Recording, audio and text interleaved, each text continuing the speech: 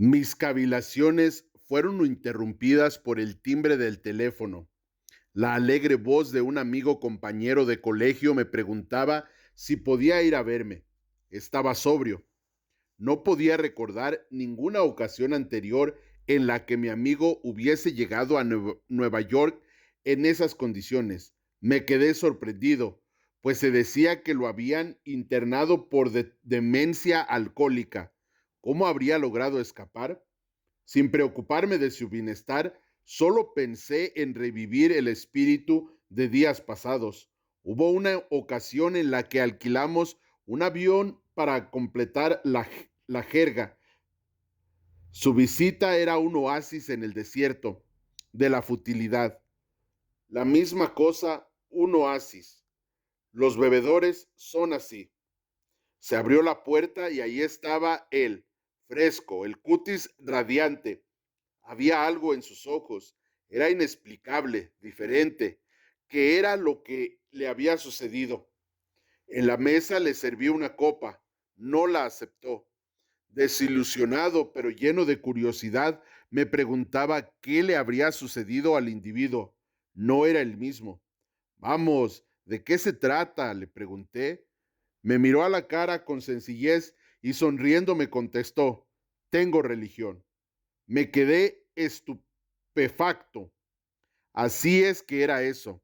El pasado verano, un alcohólico chiflado y ahora sospechaba un poco más chiflado por la religión.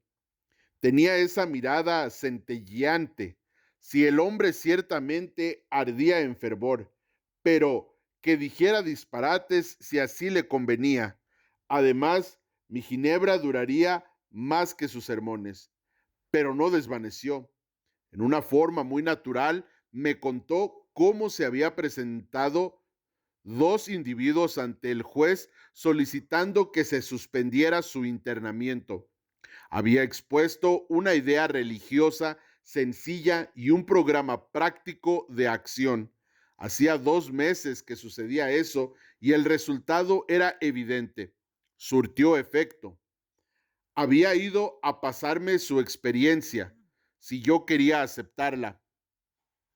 Me sentía asustado, pero a la vez interesado. Tenía que estarlo, puesto que no había más remedio para mí. Estuvo horas hablando. Los recuerdos de la niñez acudieron a mi memoria. Me parecía estar sentado en la falda de la colina, como en aquellos tranquilos domingos, oyendo la voz del ministro. Recordé la promesa del juramento de temperancia que nunca firmé. El desprecio bonachón de mi abuelo para alguna gente de la iglesia y para sus actos, su insistencia en que los astros realmente tenían su música y también su negación del derecho que tenía él mismo de decirle cómo interpretar las cosas, su falta de temor al hablar de esto poco antes de morir. Estos recuerdos surgían del pasado, me hacían sentir un nudo en la garganta. Recordé aquel día en la pasada guerra en la Catedral de Winchester. Siempre había creído en un poder superior a mí mismo. Muchas veces me había puesto a pensar en estas cosas. Yo no era ateo. Pocas personas lo son en realidad, porque esto significa tener una fe ciega en la extraña proposición de que este universo se originó en una cifra y que marcha raudo sin destino. Mis héroes intelectuales, los químicos, los astrónomos y hasta los evolucionistas sugerían que eran grandes leyes y fuerzas las que operaban. A pesar de las indicaciones contrarias, casi no tenía duda de que había de por medio una fuerza y un ritmo poderosos. ¿Cómo podría haber leyes tan perfectas e inmutables sin que hubiera una inteligencia? Sencillamente tenía que creer en un espíritu del universo que no reconociera tiempo ni limitaciones, pero solo hasta aquí.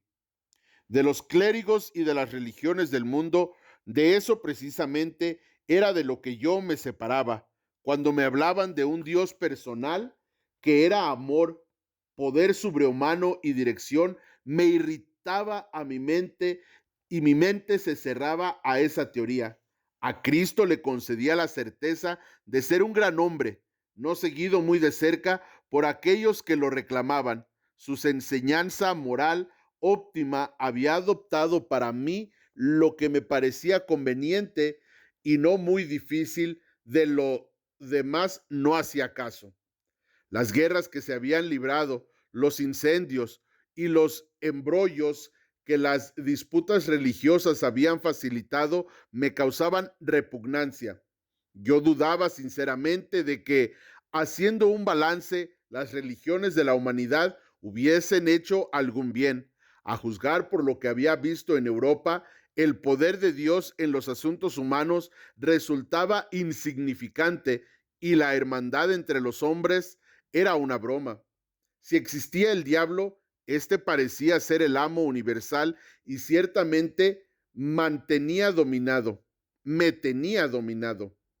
Pero mi amigo, sentado frente a mí, manifestó categóricamente que Dios había hecho por él lo que él no había podido hacer por sí mismo. Su voluntad humana había fallado. Los médicos lo habían desahuciado.